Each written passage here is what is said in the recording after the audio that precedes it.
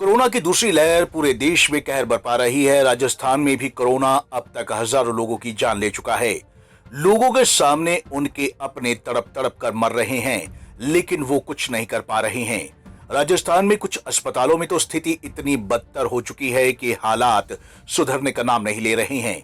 अस्पतालों में मरीज दम तोड़ रहे हैं। कहीं बेडों की किल्लत है तो कहीं ऑक्सीजन ना मिलने से मरीजों की सांस हलक पर अटकी हुई है। बीकानेर के पीबीएम अस्पताल की इन तस्वीरों को देखकर आप अंदाजा लगा सकते हैं कि हालात हर पल कितने भयावह हो रहे हैं। हर पल लोगों का मौत से सामना हो रहा है। लोग अपनों को बचाने की कोशिश तो कर रहे हैं, लेकिन मर चुके सिस्टम के कारण वो अपनों को बचा नहीं पा रहे हैं। बीकानेर के पीबीएम अस्पताल में मरीजों को देखने और सुनने के लिए डॉक्टर के पास समय नहीं है। यहाँ डॉक्टरों और मरीजों के परिजनों के बीच आए दिन विवाद हो रहा है। इसी बीच अस्पताल में हंगामे का एक और वीडियो सामने आया है, जहां परिजनों की ओर से डॉक्टरों पर लापरवाही बरतने के आरोप लगाए जा रहे हैं, लेकिन डॉक्टरों को इससे कोई फर्क नहीं पड़ता नजर आ रहा। मर के रहेगा वो, हमारी गारंटी आप मार के भेजोगे, ये आपकी गारंटी है। यार जो पेशेंट आएगा उसको मार के भेजने की गारंटी आपकी। और नहीं तो आप अपने डॉक्टर से बुला लो।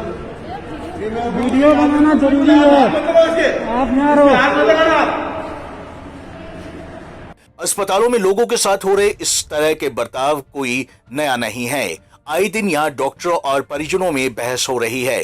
कभी अस्पताल में बिजली चली जाती है तो कभी ऑक्सीजन खत्म हो जाती है, कभी बेड नहीं होते तो कभी मरीजों को अस्पताल में ही घुसने नहीं दिया जाता। NHI राजीव क्लब और कांग्रेस की तरफ से कार्यवाहक अधीक्षक जो हैं गुंजन जी सोनी साहब, उनसे मिलके आए हैं और उनसे हमने मेन 3-4 पॉइंट्स जो डिस्कस किए हैं। उसमें पहला पॉइंट ये था कि कम्युनिकेशन गैप के कारण से ऐसा हो रहा है कि मरीज और जो हॉस्पिटल प्रबंधन है उनके बीच में कहीं ना कहीं गैप आ रहा है। पहली प्रॉब्लम ये आ रही है कि जैसे ही मरीज को एडमिशन दिया जाता है तो पहले 2-3 घंटे तक उनको कोई पूछने वाला, उनको संभालने वाला ही नहीं आ रहा है। तो ये अव्यवस्था क्यों है? अगर आपके पास मैन पावर नहीं है या कुछ और नहीं है तो आप हमें बताएं, हम सरकार से कहें, चाहे अगर हम मतलब NGO से कोई ज़रूरत पड़ती हो तो आप हमें बोलिए, हम हर चीज़ के लिए रेडी हैं। लेकिन ये जो 2-3 घंटे का वेरिएशन आ रहा है मरीज के एडमिशन के बाद में उसके इलाज शुरू होने तक में, उसके चक्कर में ये हो जाता है कि मरीज़ की हालत जो ऑलरेडी बिगड़ी हुई है वो आ रहा है और उसकी और ज़्यादा कंडीशन जो है वो ख़राब होती जा रही है। उससे बहुत ज़्यादा मतलब जो है ना, ये चाहे डेथ रेशियो बढ़ रहा हो, चाहे जो भी प्रॉब्लम्स आ रही है वो ज़्यादा क्रिएट हो रही है। दूसरी प्रॉब्लम हमारी ये है कि जैसे मान लो कोविड संक्रमण का पेशेंट है, वो कार्डियक पेशेंट भी है या उसको कोई और डिजीज है, तो कायदा ये होना चाहिए जब कॉल करते हैं तो कार्डियक से कोई डॉक्टर आना चाहिए या कोई स्टाफ आना चाहिए, लेकिन वो व्यवस्था नहीं है। उसके चक्कर में भी काफ़ी पेशेंट जो है उनकी डेथ हुई है। अभी 2 दिन पहले पुष्पा रानी जी व्यास करके एक डेथ हुई है, वो कार्डियक पेशेंट थी। हम लोगों ने सब जगह कॉल किया, लेकिन कार्डियक पेशेंट के नाते उनको कोई डॉक्टर देखने नहीं आया और जब तक आए तब तक उनकी डेथ हो गई।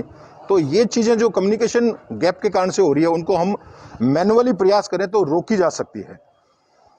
उसके अलावा जैसे कोविड की जो डेस्क लगा रखी है वहाँ मरीज जो एडमिशन करते हैं वहाँ पर सही ढंग से कोई स्टाफ नहीं बैठ पा रहा है, उनको सही ढंग से जो है एडमिशन नहीं दिया जा रहा है। एडमिशन देने के लिए भी वहाँ पे लाइन लगी हुई है। वहाँ पे अभी हम लोगों ने डॉक्टर साहब को वहाँ लेके गए, वहाँ पे मौका मुआयना कराया।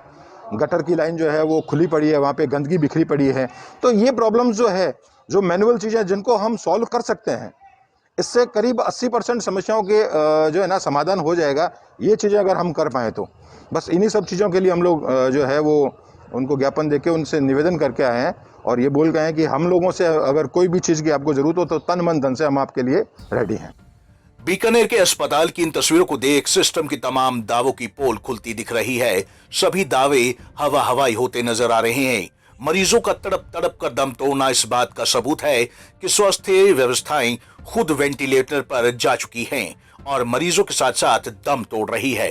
बहरहाल कोरोना को रोकने के लिए जहां सरकारों की ओर से वैक्सीनेशन पर जोर दिया जा रहा है, लोगों से सावधानी बरतने और मास्क पहनने की अपील की जा रही है, तो वहीं दूसरी ओर केंद्रीय मंत्री अर्जुन राम मेघवाल कोरोना को रोकने के लिए अलग ही तरकीब अपनाए हुए हैं।